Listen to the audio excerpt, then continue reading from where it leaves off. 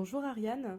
Alors ma première question, c'est la frontière est poreuse entre la réalité et la fiction dans ton roman, et je voulais savoir comment t'est venue cette idée de le mettre en scène en fait dans Syndrome. Euh, pour moi, je pense qu'une fiction réussie, au cinéma comme en littérature, c'est un univers par lequel donc, on va être happé, auquel on va croire, même si ça doit nous emmener dans un monde complètement fictif, imaginaire, de science-fiction par exemple. Une fois qu'on croit l'histoire, qu'on croit cet univers, je pense que le spectateur, le lecteur peut croire à peu près tout ce qu'on lui raconte. Mais il y a toujours cette dimension de un peu de distance, puisqu'on sait très bien qu'on regarde un écran de télévision ou qu'on est en train de lire un livre, le temps autour de nous et la réalité autour de nous, elle reste la même.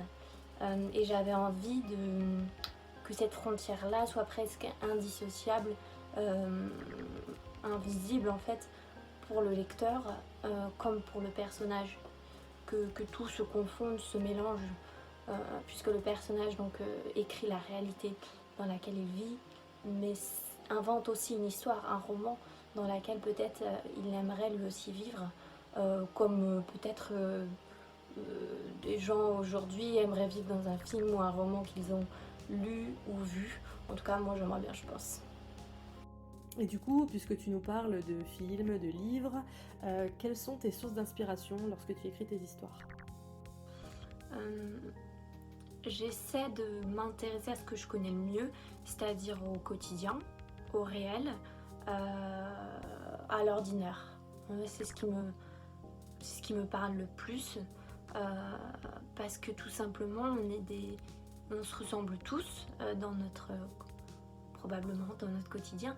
Euh, et il y a beaucoup de gens qui ont eu des envies, euh, des aspirations, des illusions, des échecs. La vie passe, voilà, on fait tous nos propres choix. Et grâce à la fiction, à l'imaginaire, on peut changer ça. On peut changer notre quotidien. Donc vraiment le commun et l'ordinaire, c'est ce qui m'inspire le plus. Euh, donc les histoires que j'aime raconter, ça part souvent d'un échec ou d'une illusion. William, donc il rêve de devenir écrivain. Euh, il pense que ça va fonctionner, il y croit. Nous, on ne sait pas. On ne sait d'ailleurs même pas si c'est un bon ou un mauvais écrivain. C'est pas ça l'essentiel de l'histoire. Euh, Ce qui est intéressant, c'est les points de vue que chacun peut avoir sur un roman, sur un film, sur un paysage, sur une vidéo qu'on regarde. Euh, Chacun va le voir d'une façon différente par rapport à ce qu'il est, par rapport à ce qu'il a vécu euh, et par rapport à la réalité qu'il perçoit. Et c'est ça qui m'intéresse, c'est ça que j'essaie de mettre en avant aussi dans ce roman. C'est qu'il y a trois personnages centrales qui vont vivre certaines scènes ensemble, certaines situations. Et en fait, on se rend compte que aucun des trois ne vit finalement la même chose, ne perçoit la même chose à ce même moment. Et alors toi, qu'est-ce que tu aimes lire? C'est pas facile comme question. J'aime lire à peu près tout, je pense. Sauf pas trop la science-fiction, le fantasy, parce que c'est des univers auxquels j'ai plus de mal à m'identifier. Voilà, parce que c'est très éloigné du réel. Ça me parle moins. J'adore les drames, les livres qui explorent les relations sociales et familiales. Qu'est-ce que c'est qu'être une mère, qu'être une femme, qu'avoir des liens du sang, de partager ça avec un frère, une sœur. J'en parle un petit peu dans ce roman. Euh, J'adore aussi les romans noirs, les romans policiers. J'aime bien notamment l'univers un peu des romans nordiques, norvégiens, suédois. Et j'adore aussi les thrillers. Quand il y a une tension, c'est haletant. quand ça va très vite en fait, parce que on vit dans un monde où tout va très vite, où on est obligé de faire des choix très très vite. Donc il y a toujours cette tension pour n'importe quel choix. Et j'espère avoir retranscrit un peu ça dans le roman. Et en ce qui concerne les films, est-ce que tu saurais nous dire quel est ton film préféré? Je vais pas pouvoir répondre à cette question parce que j'ai fait des études de cinéma et j'ai vu beaucoup de films. Je regardais des fois jusqu'à 3 films par jour, donc je suis vraiment addict à ça, je regarde autant que possible encore aujourd'hui. Et je pense que c'est ce qui m'a aussi inspirée dans ma manière d'écrire, parce que j'ai toujours besoin de voir les scènes que j'écris, de les visualiser avant de les écrire sur papier. Donc j'aime vraiment tous les genres. J'adore les comédies musicales, j'adore les films d'horreur, les drames, les biopics. Ça m'arrive de regarder aussi des films en noir et blanc, des films muets. Donc voilà, je peux pas choisir. Je pense que c'est un peu comme un livre aussi, c'est-à-dire que quand on voit un film ou qu'on lit un livre, on se dit c'était vraiment génial, j'adore, c'est celui-là mon préféré, et en fait on va en voir un autre et on se dit ah non, c'est celui-là, il est encore mieux. Et en fait ça dépend au moment euh, où l'on voit le film, au moment où on lit le livre, à notre état d'esprit, on peut très bien voir un film que l'on déteste et le revoir 10 ans après et se dire ah non, en fait j'ai compris, c'est génial, c'est celui-là que j'adore.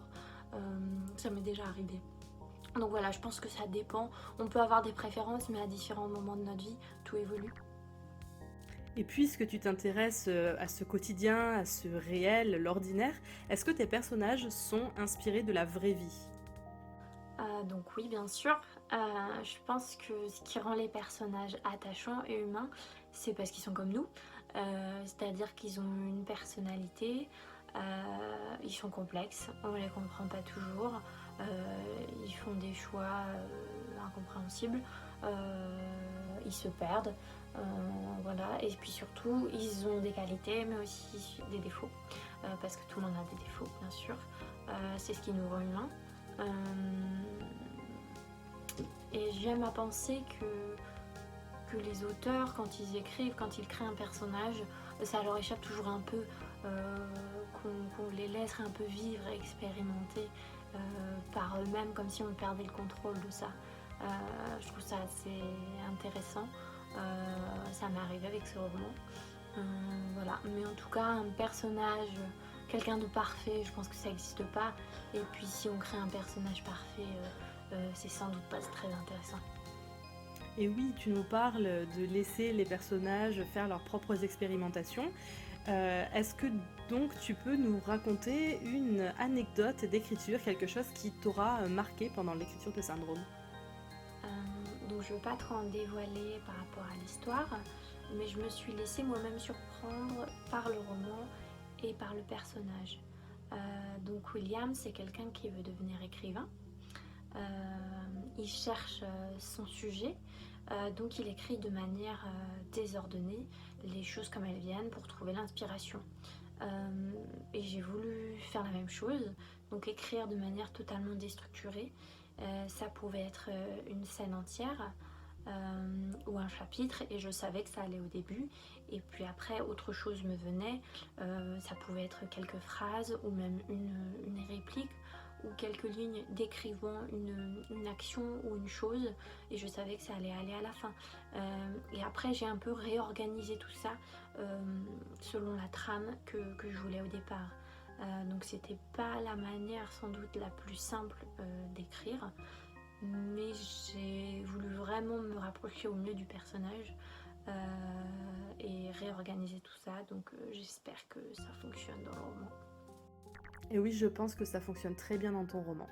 Merci beaucoup d'avoir répondu à mes questions. J'espère que les personnes qui ont écouté cette interview seront intéressées par ton roman, et que les personnes qui ont déjà lu ce roman nous laisseront un petit commentaire en nous faisant des remarques par rapport à leurs impressions. Merci beaucoup à tous pour votre écoute, et à bientôt pour une nouvelle interview.